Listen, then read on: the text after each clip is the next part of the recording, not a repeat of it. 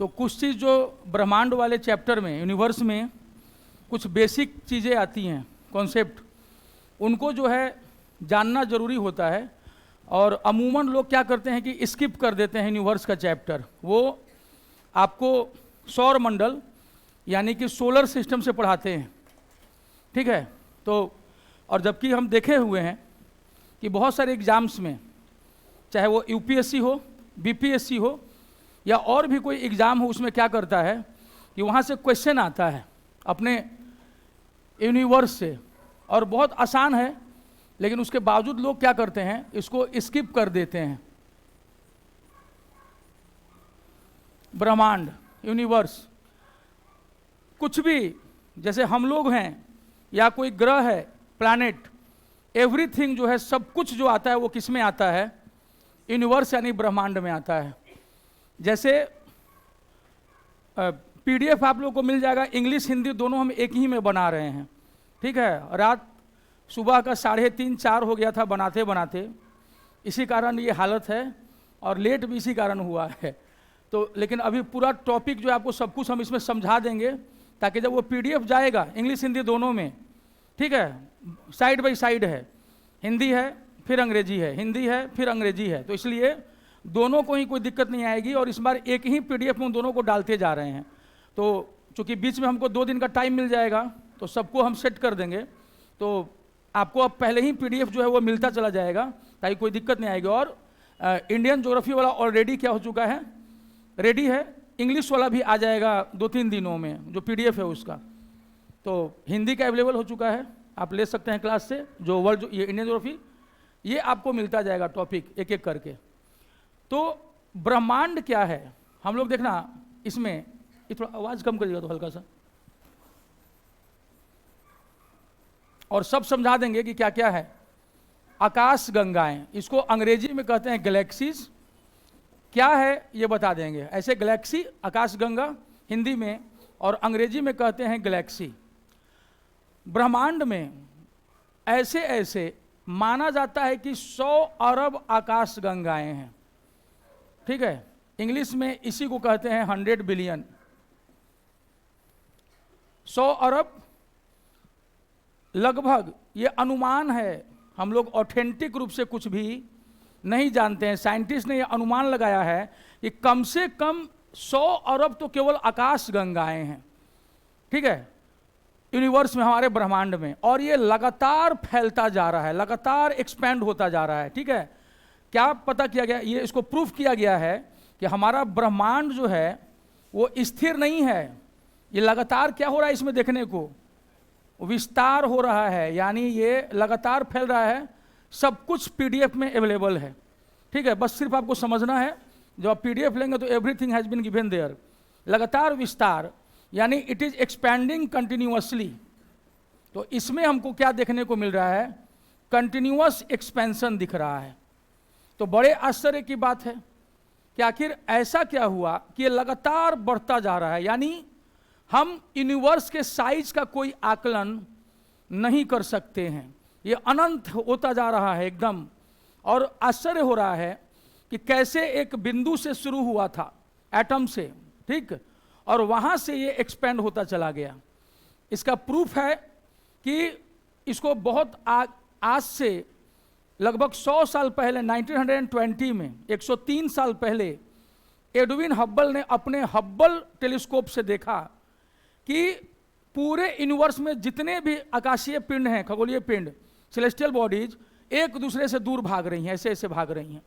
तो तब समझा गया कि जो सोचा गया था इसका बिग बैंग थ्योरी, एक्सप्लोशन सिद्धांत, एक एटम में एक्सप्लोशन हुआ और वो भागना शुरू हुआ। तो क्यों भाग रहा है ये तो उतना क्लियर नहीं है, लेकिन ये स्पष्ट हो गया कि ये एक दूसरे से दूर भाग रहा है। तो साइंटिस्ट लगे हुए हैं खोजने में कि इसके पीछे क्या कारण है, ठीक है। तो आकाश गंगाएं, यूनिवर्स में सबसे बड़ी चीज क्या है, आकाश गंगा। और ऐसे ऐसे कितनी आकाश गंगाएं हैं, लगभग 100 अरब यानी 100 बिलियन। तो अब सवाल उठता है कि आपने गैलेक्सी बता दिया, तो गैलेक्सी है क्या, आकाश गंगा क्या है? तो आकाश गंगा जो है ये तारों का समूह है। किसका समूह है? आकाश गंगा किसको कहते हैं जिसमें स्टार्स होते हैं, ए ग्रुप ऑफ स्टार्स। इसमें 98% स्टार्स होते हैं आकाशगंगा में, प्लस 2% गैसेज होते हैं। इसी को कहते हैं हम 98% तारे और 2% गैस, ये मिल करके क्या बनाते हैं, गैलेक्सी। ठीक है, यानी पूरा। अब एक आकाशगंगा में लगभग कितनी ताराएं हैं, तो ये भी कितनी हैं, ये 98%, ये भी 100 अरब यानी 100 बिलियंस हैं। अब देख लो, यानी हमारे पास लगभग कितने तारे हैं, 100 बिलियन इंटू 100 बिलियन यूनिवर्स में। ठीक, और हम पृथ्वी तारा भी नहीं है, हमारा छोटा सा तारा है जिसको हम सूरज के नाम से जानते हैं। ठीक है, यानी 100 बिलियन इंटू 100 बिलियन तारे हैं, जिसमें बड़े तारे भी हैं, छोटे तारे भी हैं। हमारा सूरज जो है मीडियम तारा है उसमें। तो हमारे सूरज जैसे 10,000 बिलियन जो है स्टार्स हैं, 100 अरब गुना 100 अरब तारे हैं हमारे सूरज जैसा। अब सोचो कि इसमें पूरे यूनिवर्स में कहाँ कहाँ जीवन होगा, अभी तक हम पता नहीं लगा पाए हैं। तो जहाँ जहाँ हमारे जैसी परिस्थितियाँ होंगी जिन आकाशगंगाओं में, वहाँ वहाँ जीवन अभी चल रहा होगा, लेकिन हम उनके बारे में जानते नहीं है। वो एलियंस हैं, वो मतलब दूसरे ग्रहों पर रहने वाले लोग हैं जिनके बारे में हमें कोई जानकारी नहीं है। और इसी तरह वो छटपटा रहे होंगे कि इस पूरे ब्रह्मांड में कहीं जीवन है, ऐसे ही खोज रहे होंगे। तो जैसे जैसे साइंस का डेवलपमेंट होता जा रहा है, हम लोग जान रहे हैं, तो अभी हम लोग दिमाग में बिठाना, क्योंकि ये चीज़ें ज़रूरी होती हैं। बहुत सारे एग्जाम में 1 या 2 क्वेश्चन यहीं से उठ करके आ जाता है, और हम लोगों का क्या हो जाता है, वो अभाव में छूट जाता है कि ये पता नहीं क्या है। तो सबसे पहले आया यूनिवर्स, एक छोटा सा मॉलिक्यूल कण से ले करके जो ये गैलेक्सी है आकाशगंगा, इन सबके समूह को क्या कहते हैं, ब्रह्मांड। इसके कलेक्शन को यूनिवर्स कहते हैं, और ये सब कुछ है यूनिवर्स में। तो हुआ कि सबसे बड़ा जो बॉडी है यूनिवर्स में, वो क्या है, गैलेक्सी है। हिंदी में क्या कहेंगे उसको, आकाशगंगा। अगर कोई पूछेगा कि बताओ ब्रह्मांड में, यूनिवर्स में सबसे लार्ज क्या है, तो आपका आंसर क्या होगा, आकाशगंगा। और इंग्लिश में आकाशगंगा को क्या कहेंगे, गैलेक्सी कहेंगे। फिर क्वेश्चन आएगा कि अच्छा सबसे बड़ा आकाशगंगा है, सबसे बड़ी आकाशगंगा गैलेक्सी है, तो बताओ यूनिवर्स में लगभग कितने गैलेक्सीज हैं, 100 अरब यानी 100 बिलियंस। फिर कहेगा अच्छा ठीक है, ये तो बता दिए कि इतने आकाशगंगाएं हैं, सबसे बड़ी चीज जो है वो आकाशगंगा है। आकाशगंगा है क्या, ये तारों का समूह है, collection of stars, A group of stars. तो अच्छा ग्रुप ऑफ स्टार्स, कितने स्टार्स, 10, 5, 6 नहीं, 100 अरब। एक आकाशगंगा में 100 अरब, और वैसे वैसे कितने आकाशगंगाएं हैं, 100 अरब, 100 बिलियंस। तो टोटल कितना हुआ, दिमाग घूम जाएगा।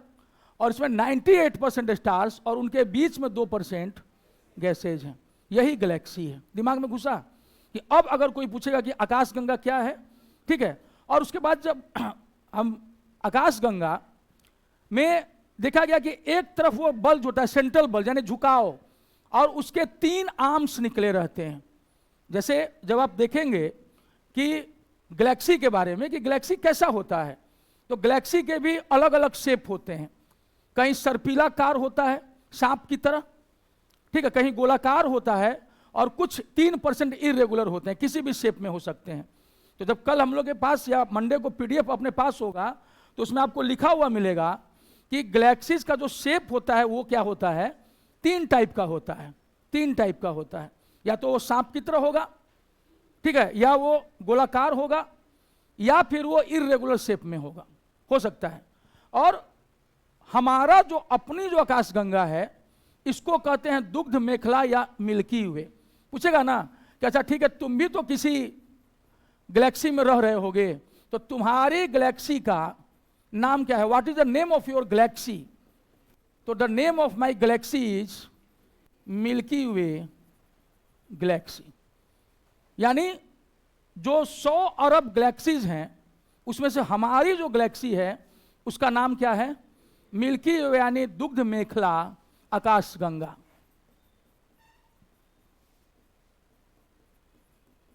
ठीक है। इस आकाशगंगा का एक छोटा सा पार्ट है अपना सोलर सिस्टम, जो 25,000 प्रकाश वर्ष दूर है सेंटर से। मतलब अपना जो यह है ना मिल्की वे गैलेक्सी, इसमें हमारा जो सोलर सिस्टम है एक कोने में चुपचाप पड़ा हुआ है ऐसे, और वह सूरज से इसके सेंटर में जाने में लाइट को लग जाएगा 25,000 साल। अब सोचो कि अपना जो मिल्की वे गैलेक्सी वो कितना बड़ा है, और वैसे वैसे 100 अरब गैलेक्सीज हैं, दिमाग ही घूम जाएगा। ठीक है, जितना औकात नहीं होता है कि हम यहाँ के डॉन हैं, सारा डॉन, सारा आपका अहंकार वो सब मिट्टी में मिल जाएगा। कि अरे बाप रे बाप, कि लाइट को लग जाएगा उतने 1000 साल सन से लेकर के इसके सेंटर में पहुंचने में। मिल्की वे गैलेक्सी जितना बड़ा है और हम लोग एक कोने में पड़े हुए हैं। जैसे मान लो कि ये अपना मिल्की वे गैलेक्सी है, इसका सेंटर यहाँ बीच में है, सूरज हमारा जो सोलर सिस्टम है ना ये, और इसके चारों तरफ जो चक्कर काट रहे हैं हम लोग इस कोने में है। यहाँ से यहाँ पहुँचने में लाइट को, प्रकाश को जो है हजारों साल लग जाते हैं लाइट को। तो तुम कब पहुंचोगे यहां? और ऐसे ऐसे गैलेक्सीज 100 अरब हैं, 100 बिलियंस हैं, और उसके बाद भी अपना ब्रह्मांड क्या हो रहा है, फैलता जा रहा है। ठीक है, उसके बाद हम लोग जब 2-4 कट्ठा में घर बना लेते हैं, फार्म हाउस खरीद लेते हैं, तो कहते हैं चला हमसे धनी कौन है। तुम्हारी औकात बताने के लिए ऊपर वाले ने बता रखा है कि तुम्हारी औकात क्या है, इसी मिट्टी में मिल जाना है। ठीक है, तो इसको जानते ही अपना घमंड और अपनी प्रॉपर्टी, सबका घमंड मिट्टी में मिल जाना चाहिए कि हमारी औकात क्या है। अब यहां से आगे बढ़ते हैं तो एक आता है, अंग्रेजी में एक शब्द आएगा सेलेस्टियल बॉडीज, जिसको हम लोग हिंदी में कहते हैं खगोलीय पिंड।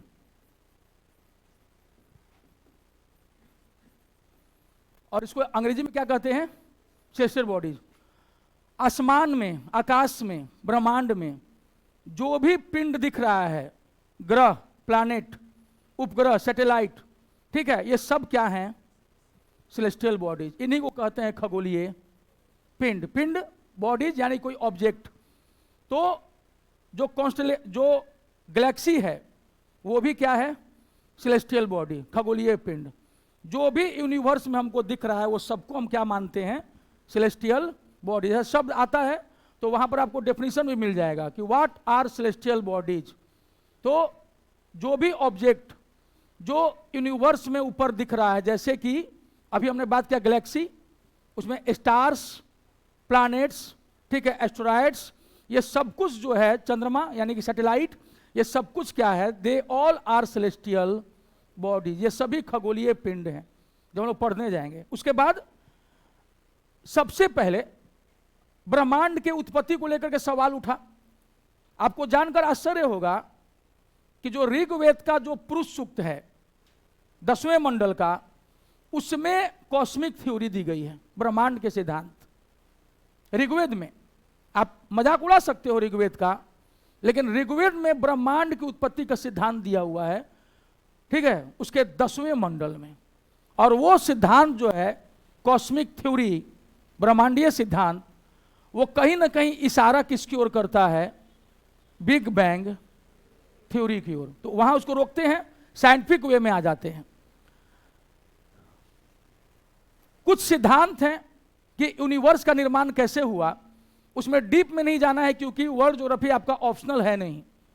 तो समझने के लिए कि जो सबसे मान्यता प्राप्त जो थ्योरी है यूनिवर्स के उत्पत्ति को लेकर के, ओरिजिन ऑफ यूनिवर्स, उसको हम लोग कहते हैं महाविस्फोट सिद्धांत, महाविस्फोट, ग्रेट एक्सप्लोशन थ्योरी, जिसको हम लोग जानते हैं बिग बैंग थ्योरी के नाम से।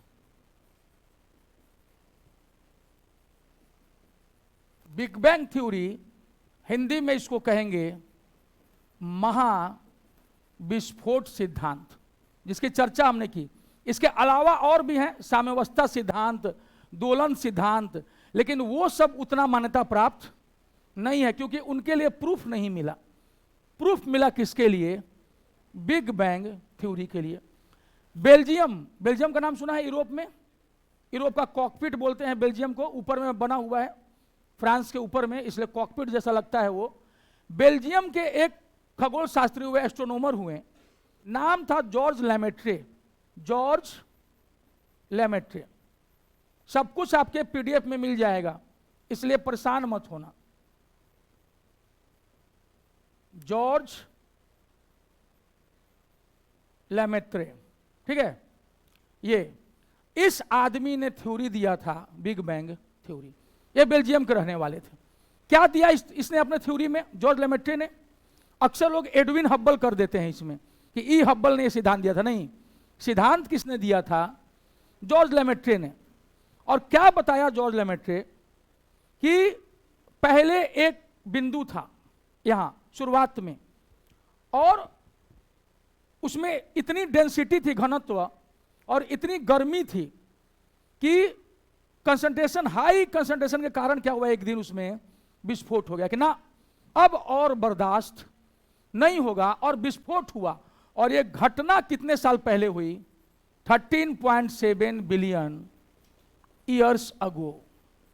सब आपके पीडीएफ में है, ठीक है। यानी कि 13.7 अरब वर्ष पहले। अब समझ लो, हमारा सूरज बना है 5 अरब वर्ष पहले, ठीक है। पृथ्वी 4.6 बिलियन ईयर्स, 4.6 अरब वर्ष पहले हमारी पृथ्वी बनी है। लेकिन यह घटना कब हुई? 13.7 अरब वर्ष पहले, 13.7 बिलियन ईयर्स अगो। और यहीं से वो बिंदु में क्या हुआ? विस्फोट हुआ, जिसको हम कहते हैं महाविस्फोट। और इसका पता लगाया जॉर्ज लेमेट्रे ने। कैसे पता लगाया? पता कैसे चला टाइम का? आगे चल करके जॉर्ज लेमेट्रे के सिद्धांत को साबित कर दिया एडविन हब्बल ने। Edwin Hubble, this man proved that George Lemaitre was right. और इसने बनाया हब्बल टेलीस्कोप 1920 to 25। यही वो समय था जब ये अपने हब्बल टेलीस्कोप से यूनिवर्स को देखने लगा। और देखा क्या कि सारी चीजें यूनिवर्स में एक दूसरे से दूर जा रही हैं। उस स्पीड को पकड़ा 5 साल तक कि किस स्पीड से भाग रही हैं। और जब उस स्पीड को उसने पीछे करना शुरू किया तो पहुंच गया 13.7 अरब वर्ष पहले क्या थे? सब एक जगह टाइट थे। समझ आया? उस कांस्टेंट स्पीड से वो क्या पकड़ लिया कि कितने साल पहले ये सब एक पॉइंट पर रहे होंगे जहां से ये फैल रहे हैं, ठीक है। तो एडविन हब्बल ने साबित कर दिया कि जॉर्ज लेमेट्रे ने गलत नहीं कहा था। एक बिंदु से ये विस्फोट हुआ। अब बड़ा आश्चर्य लगता है, साला एक छोटा सा बिंदु, पॉइंट, और वहां से हम सब फैल कैसे बने हुए हैं? नहीं लगता है कि इतनी डेंसिटी, इतना टेम्परेचर, सब कुछ आश्चर्यजनक लगता है कि ये साइंटिफिकली है, तार्किक वे से है कि हमारा जिस स्पीड से फैल रहा है उस अगर वेलोसिटी को हम कम करते हुए ले जाते हैं तो एक बिंदु पर कब आके ठहर जाता है? 13.7 बिलियन ईयर्स अगो। होता है ना मन में कि कैसे पता चल गया? भगवान है, खुदा है कि जान गया, ठीक है। साइंटिस्ट अपने हिसाब से अपनी जानकारी करते हैं, और इससे पता चला महाविस्फोट सिद्धांत का। तो 2 चीजें निकली। एग्जाम में पूछेगा कि ब्रह्मांड की उत्पत्ति, ओरिजिन ऑफ यूनिवर्स से सबसे ज्यादा मान्यता प्राप्त रिकॉग्नाइज्ड थ्योरी कौन सी है? Big bang theory, that is महाविस्फोट का सिद्धांत। दूसरा क्वेश्चन, महाविस्फोट का सिद्धांत किसने दिया? Who gave the big bang theory? It was George Lemaitre. It was George Lemaitre, या जॉर्ज लैम्टेयर करके भी लिख देता है। हिंदी में देवनागरी लिपि में थोड़ा सा प्रोनाउंसिएशन का अंतर आता है। तीसरा, किसने साबित किया कि हां यूनिवर्स फैल रहा है? Edwin Hubble. Edwin Hubble. ये दिस पर्सन गेव एविडेंस, ठीक है। जॉर्ज लेमेट्रे को उसका साथी मिल गया जिसने उसकी बात को सही साबित कर दिया। इतना दिमाग में घुस चुका है यूनिवर्स को लेकर के, एकदम दिमाग में शांत रखेगा तो सब कुछ आएगा दिमाग में। गैलेक्सी भी आ चुका है दिमाग में कि 98% स्टार्स और 2% गैस है। और इसमें 100 अरब तारे हैं हर गैलेक्सी में, और वैसे वैसे कितने गैलेक्सी हैं आकाशगंगाएं? 100 अरब। यानी तारे हमारे पास 100 बिलियंस इंटू 100 बिलियंस हैं, और जिसमें एक तारा हमारा है सूरज। सूरज को 5 अरब वर्ष हुआ है, 5 बिलियन ईयर्स अगो, और इसकी एज पता है कितनी है? 10 बिलियन ईयर्स। यानी सूरज 100 साल जिएगा अगर, तो 50 साल पूरा कर चुका है। सोच लेना, आधी उम्र पार हो गई है, आधी उम्र बची हुई है। और कैसे बनता है ये तारा? जब हम लोग बात तो कर लिए गैलेक्सी की, और हमने बड़ी आसानी से कह दिया कि 98% स्टार्स हैं उसमें। What are stars? तारे क्या हैं? ठीक है, तारा जो टिमटिमाता है ना, तारा ऐसे करके, असल में ये प्रकाश का टिमटिमाता है। होता क्या है ये? ऐसे ही लगभग गोल, जैसे सूरज है, जैसे चांद है। जैसे सूरज क्या है? सूरज एक तारा है, सन इज ए स्टार। तो टिमटिमाहट के चलते वो ऐसे ऐसे दिखता है, लेकिन असल में वो क्या होता है? गोल। तो क्या है तारा? हम पूरे में स्टार्स को कैसे अलग करेंगे बाकी से भैया? प्लैनेट से हमारा जो तारा है वो पृथ्वी नामक ग्रह से कैसे अलग है? अगर आपसे सिंपल आएगा कि इसका डेफिनेशन दो, तो स्टूडेंट सिंपल डेफिनेशन देगा कि पृथ्वी से लाइट निकलती है, प्रकाश नहीं निकलता है। तारों से खुद का प्रकाश निकलता है, ठीक है। और इसमें फ्यूजन का सिद्धांत चलता है, नाभिकीय संलयन, न्यूक्लियर फ्यूजन, एटॉमिक बम वाला नहीं, हाइड्रोजन बम वाला। इसमें क्या होता है, कौन बताएगा? नाभिकीय संलयन का सिद्धांत कोई भी साइंस का स्टूडेंट। 2 हीलियम मिलकर के एक हाइड्रोजन बनाते हैं, या 2 हाइड्रोजन मिलकर एक हीलियम बनाते हैं? 2 हाइड्रोजन एक हीलियम बनाते हैं, है? क्या चीज? 4 हाइड्रोजन मिलके, 2 हाइड्रोजन मिलकर के एक हीलियम बनाते हैं, ठीक है।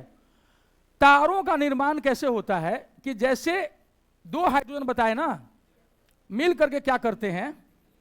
हीलियम बनाते चले जाते हैं, और इस बनाने की प्रक्रिया में एनर्जी निकलती है। इसी बनाने की प्रक्रिया में क्या निकलती है? एनर्जी। और वो एनर्जी निकलती है 2 फॉर्म में, heat plus light. Hydrogen hydrogen मिलते हैं 2 एटम, और वो क्या करते हैं, क्या बनाते हैं?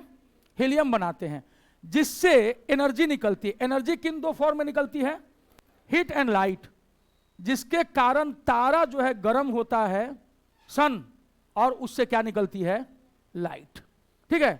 और इस प्रक्रिया को कहते हैं नाभिकीय संलयन, that is known as nuclear fusion, ठीक है। फ्यूजन का मतलब जब 2 चीज आपस में मिलकर एक होते हैं। न्यूक्लियर फ्यूजन, हिंदी में इसको क्या कहते हैं? नाभिकीय संलयन, ठीक है। ये समझ में आया? यही ऊर्जा का कारण है तारों का। तो अब आएगा सिंपल, तारे क्या हैं? तो एकदम सामान्य सी परिभाषा, तारे वो सेलेस्टियल बॉडीज हैं, वो खगोलीय पिंड हैं जिनसे खुद की ऊर्जा निकलती है प्रकाश और उष्मा के रूप में। तो stars are the celestial bodies which are self luminous, self luminous, यानी कि they are source of energy, self energy, और that energy comes out in the form of heat and light. तो तारे क्या हैं? ये वो खगोलीय पिंड हैं, they are the celestial bodies जो खुद ही अपना प्रकाश, खुद ही अपनी एनर्जी देते हैं लाइट और हीट के फॉर्म में। लेकिन ग्रह सेलेस्टियल बॉडीज तो हैं, लेकिन उनकी खुद की एनर्जी नहीं होती, उनको इनसे एनर्जी मिलती है, तारों से। अब समझ में आया कि तारे क्या हैं? एकदम सिंपल, तारे वो हैं जहां पर हाइड्रोजन का भंडार है, और वो क्या करते हैं, हाइड्रोजन जो है वो हीलियम बनता जा रहा है, जिससे एनर्जी निकल रही है। लेकिन एक समय आएगा ना जब सारा हाइड्रोजन खत्म हो जाएगा, हीलियम जल जाएगा, राख हो जाएगा, और हमारा तारा क्या हो जाएगा, मर जाएगा। यानी जो आया है उसको एक दिन जाना है। हमारा सूरज अपनी जिंदगी आधी जी चुका है और आधी अब उसको जीना है, इसीलिए अभी पृथ्वी पर जीवन है। याद रखना, जैसे ही वो अधेड़ होकर के फिर बुढ़ापे की ओर अग्रसर होगा, हमारी पृथ्वी गड़बड़ाना शुरू करेगी। यानी ग्लोबल वार्मिंग का जो प्रभाव अभी दिख रहा है, करोड़ों साल के बाद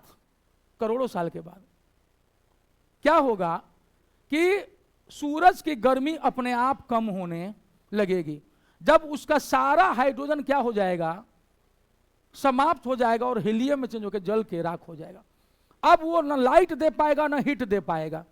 अब पृथ्वी चुपचाप देखता रहेगा, चाचा है पापा, अब पापा रिटायर्ड, हर्ट, डाइड, अब बेटा राम अपने आप चले जाएंगे।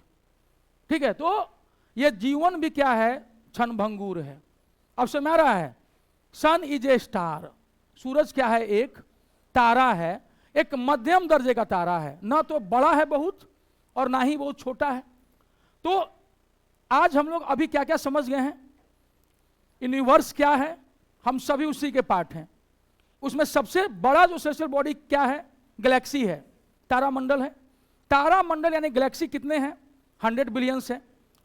आखिर है क्या वो, आकाशगंगा। आकाशगंगा है क्या, गैलेक्सी ताराओं का समूह है। कितने ताराओं का भाई, ठीक है, 100 अरब, और उसमें 98% स्टार्स हैं और 2% गैस है।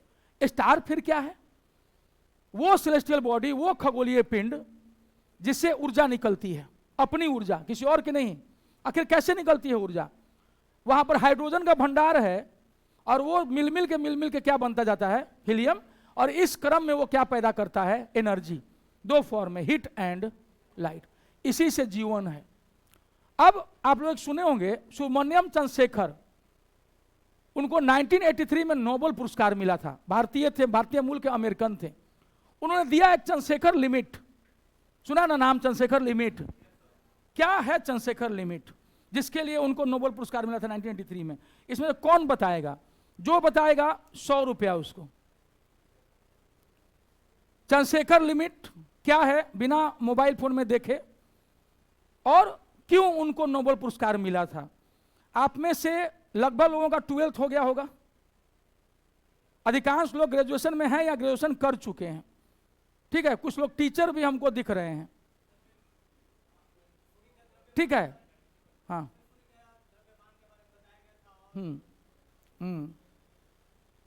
ठीक है, तो एनर्जी निकलता है उसमें। ठीक, ठीक। पड़ोसी आपके क्या कर रहे हैं? तो अब ठीक है, समय सीमा समाप्त है, नहीं तो चंद्रशेखर सीमा बता देंगे कुछ लोग मोबाइल फोन में देख के। तो चंद्रशेखर लिमिट, सोचो अपने राज्य की शिक्षा व्यवस्था पर सोचो। हमारे राज्य की शिक्षा व्यवस्था ऐसी है कि अब तक आपको आपका टीचर यह भी नहीं बताया है कि व्हाट इज चंद्रशेखर लिमिट।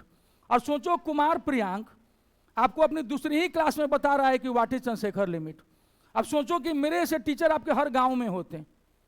ठीक है, हम तो आर्ट्स पढ़ाने के लिए जाने जाते हैं, हिस्ट्री, पॉलिटी, ज्योग्राफी, लेकिन अभी बकलोली किस में कर रहे हैं, फिजिक्स में। चंद्रशेखर लिमिट, सुब्रमण्यम चंद्रशेखर ने बताया सूरज के बारे में कि अपने सन को, अपना सन, इनको आदर्श मान लेते हैं, इनको एक एवरेज तारा मान लेते हैं। ठीक है, और उन्होंने क्या बताया कि जब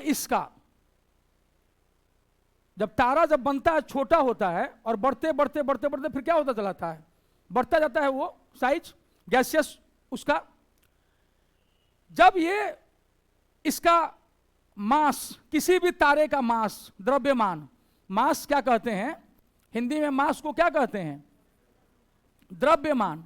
और इसी में जब गुरुत्वाकर्षण या ग्रेविटी जुड़ जाता है तो इट बिकम्स भार या वेट।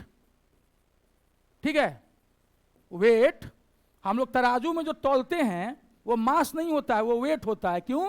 क्योंकि उसमें पृथ्वी का गुरुत्वाकर्षण भी क्या हो जाता है, जुड़ जाता है। मास का मतलब जो एकदम एक्चुअल जो द्रव्यमान है, लेकिन अगर उसमें ग्रेविटी जुड़ जाता है तो क्या बन जाता है, वेट बन जाता है, भार बन जाता है। वो कहा, किसने कहा?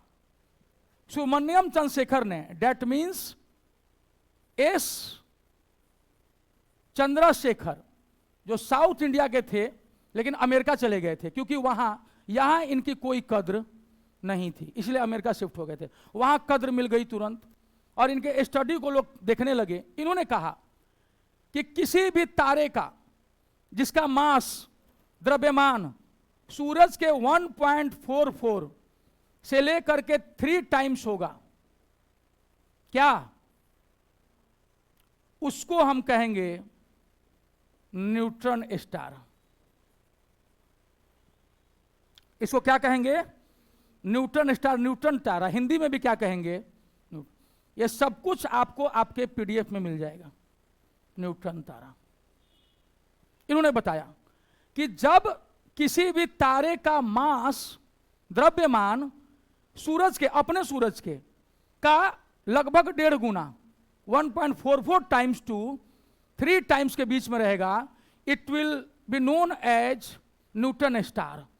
यानी उन्होंने लिमिट तय कर दी। This is known as Chandrashekhar limit, कि जो भी सूरज से 1.44 टाइम्स ज्यादा वजनी, मतलब मास वाला रहेगा, द्रव्यमान रहेगा, और वो 3 गुना तक जाएगा, तब तक वो क्या कहलाएगा? Neutron star. कैसे ऐसे होता है?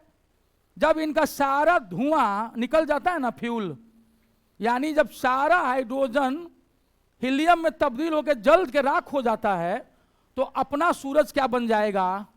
Neutron star. आज से 5 अरब वर्ष के बाद अपना सूरज क्या बन जाएगा?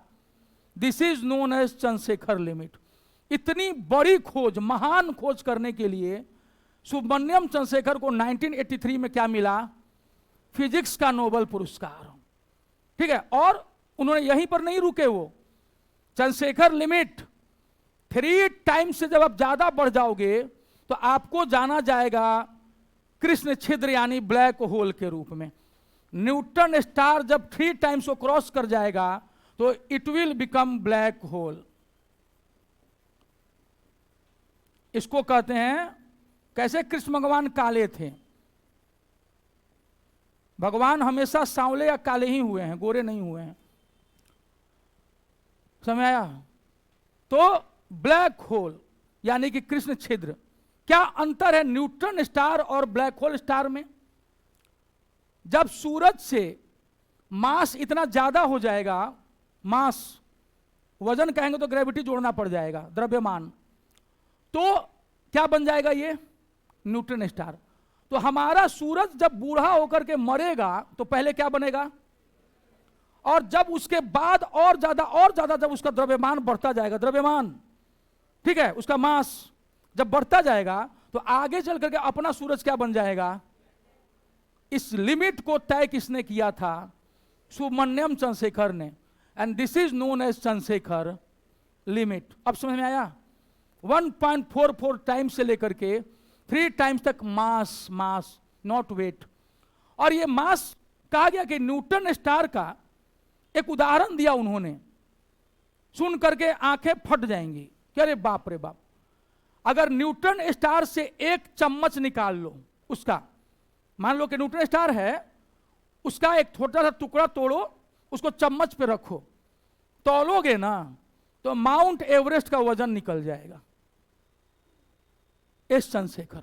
क्या बताया गया साइंटिस्ट के द्वारा कि न्यूट्रॉन स्टार का जो मास होता है ना, वो कितना होता है, इसका एक अंदाजा लगा लो कि पूरा जो माउंट एवरेस्ट है ना 8,850 मीटर ऊंचा, उसका जो टोटल जो मास होगा और न्यूट्रॉन स्टार का 1 चम्मच भर मास बराबर होगा। अब समझना न्यूट्रॉन स्टार का मास कैसा होगा। आप माउंट एवरेस्ट को उठा सकते हैं हथेली पर, तो उसका 1 चम्मच निकलेगा न्यूट्रॉन स्टार का।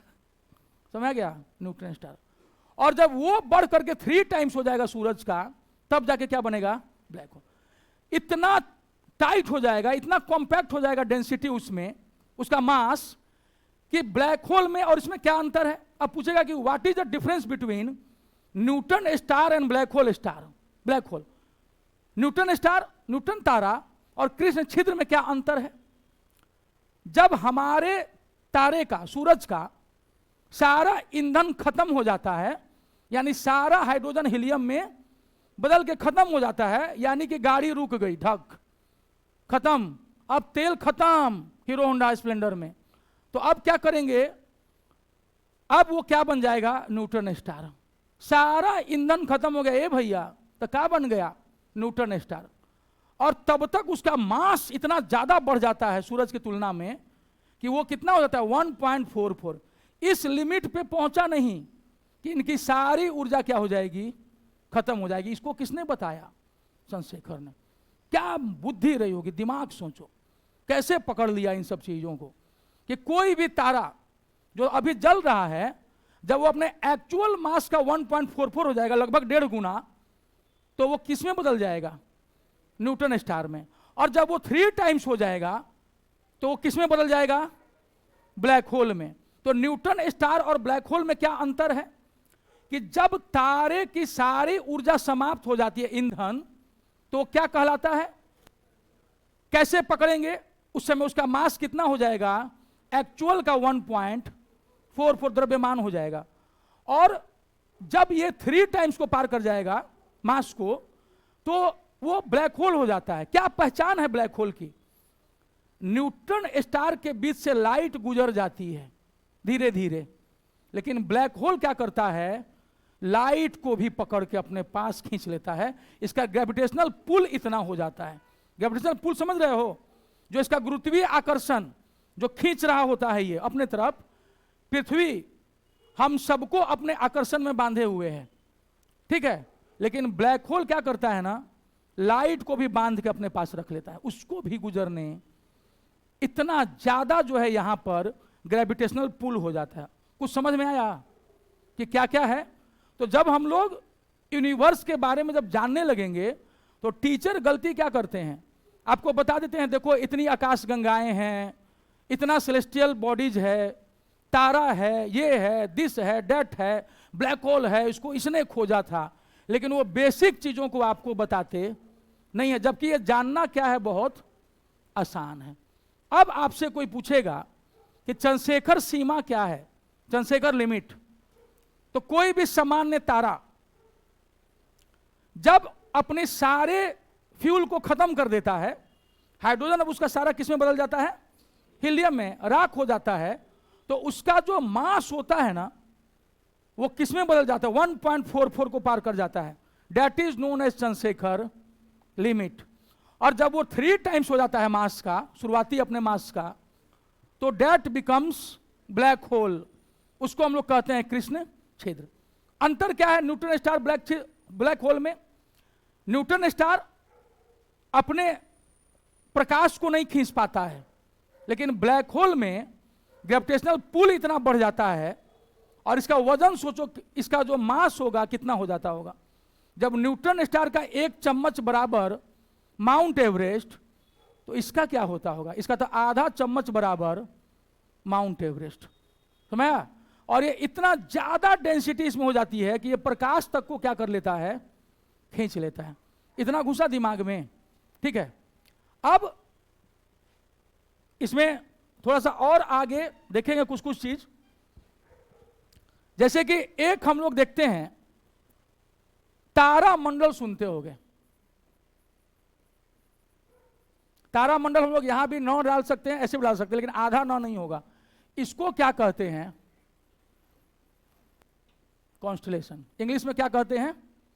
ये अब ये पटना वाला प्लेनेटोरियम नहीं, तारा मंडल नहीं, ये अपना आकाश में तारा मंडल कहेगा कि तारों के समूह को तो गैलेक्सी कहते हैं। कितने तारों के समूह को,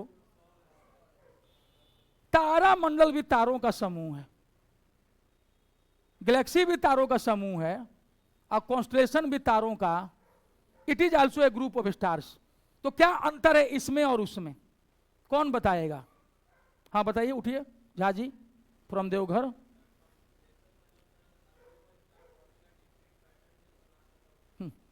और कुछ बैठ जाए, ठीक है, आधा ठीक है।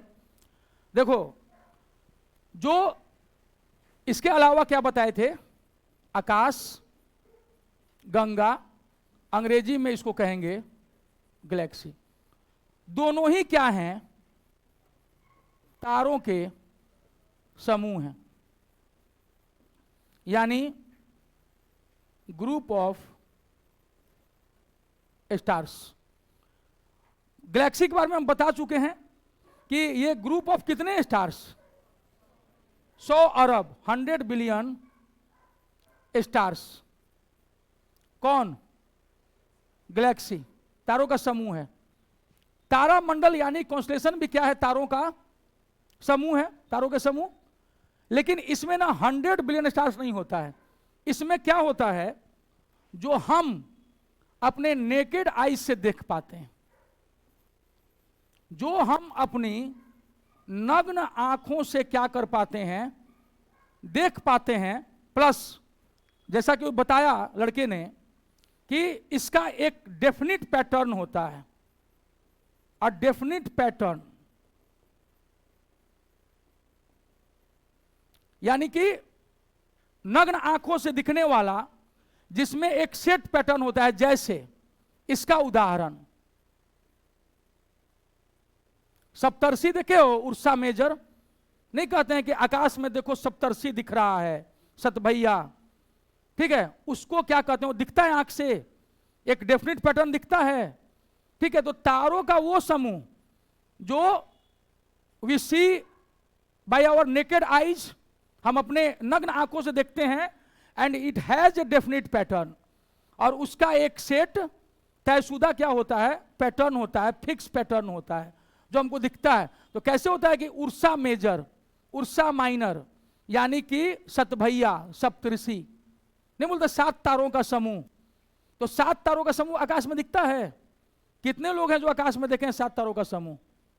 देखे हैं? That is known as constellation. वही क्या होता है, तारामंडल। 2 बातें हैं तारामंडल में, एक तो नंगी आंखों से दिखेगा, और दूसरा उसका एक सेट। हम लोग देख के कह देंगे, अरे सतभैया दिखाओ तो किधर है सप्तऋषि, तो देखो वहां है, 1 2 3 4 5 6 7।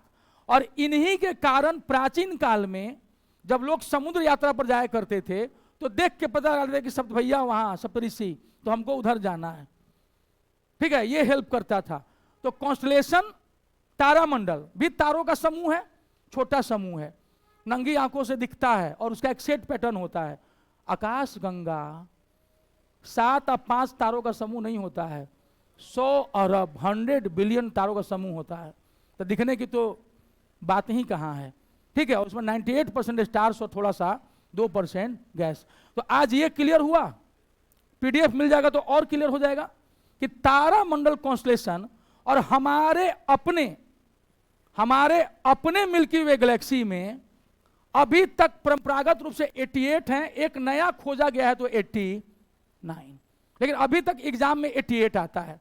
तो पूछेगा कि बताओ हमारे अपने आकाशगंगा में मिल्की वे, हमारी आकाशगंगा क्या है, मिल्की वे दुग्ध मेखला, पूछेगा कि इसमें कितने ऐसे कॉन्स्टलेशन हैं, ठीक है, 88 जिसका हम पता लगा सके हैं, है वो नहीं, जिसको हम खोजे हैं, दिख रहा है वैसा वैसा 88।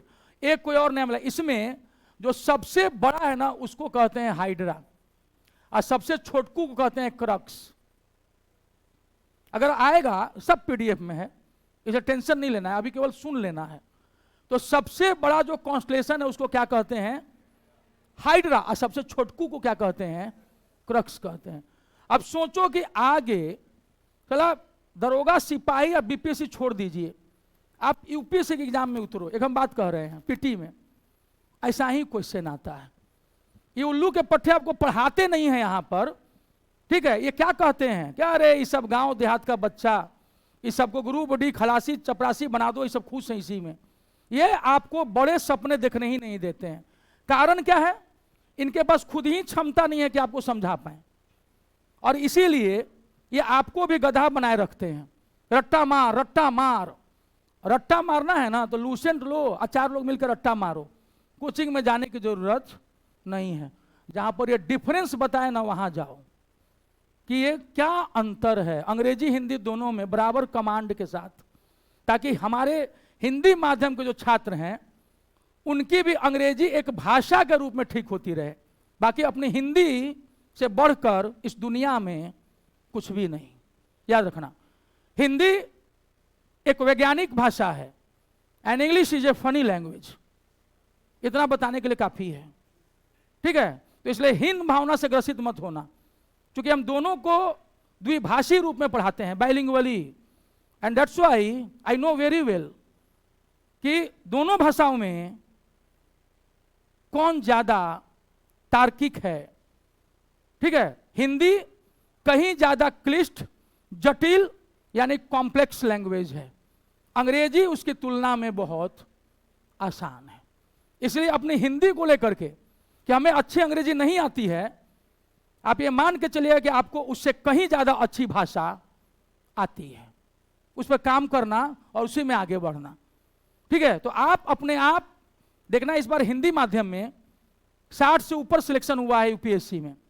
इसका मतलब है कि अब चीजें क्या हो रही हैं, बदल रही हैं। तो अपने अंदर हीन भावना नहीं, कौन माइका लाल अंग्रेजी पढ़ा हुआ तो बतिया लेगा, ठीक है। तो ऐसे ही रखिएगा अपने इन चीजों को। तो आज के लिए इतना ठीक है, इतना दिमाग में आ गया है ना, सही लगा कि कहीं ज्यादा डोज दे दिए। अब कम से कम कोई पूछेगा व्हाट इज चंद्रशेखर लिमिट, बता दोगे ना? अब तक नहीं बताया था तो उन सभी टीचर्स को जिनसे आप कभी साइंस पढ़े थे जीवन में, उनको 2 क्षण का मौन उन सभी के प्रति, जो थोड़ी ईमानदारी से आपको पढ़ाए होते तो क्या होता, आज आपको किसी कोचिंग की जरूरत नहीं पड़ती, क्योंकि ये सब कुछ हम लोग 9, 10, 11, 12 में पढ़ लेते हैं आसानी से। लेकिन उन्हें पढ़ाया नहीं, सिर्फ सरकार से पैसा लिया। जबकि वो चाहते माता पिता थोड़ा अवेयर होते, जागरूक होते, तो आपको किसी प्रकार की दिक्कत नहीं होती। तो आज इस क्लास को ही रोकते हैं। राहुल सर आ गए हैं, वो साइंस पढ़ाएंगे आप लोगों को फाउंडेशन में।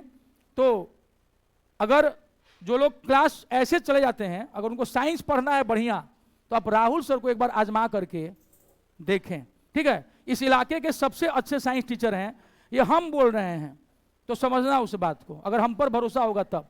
चलिए।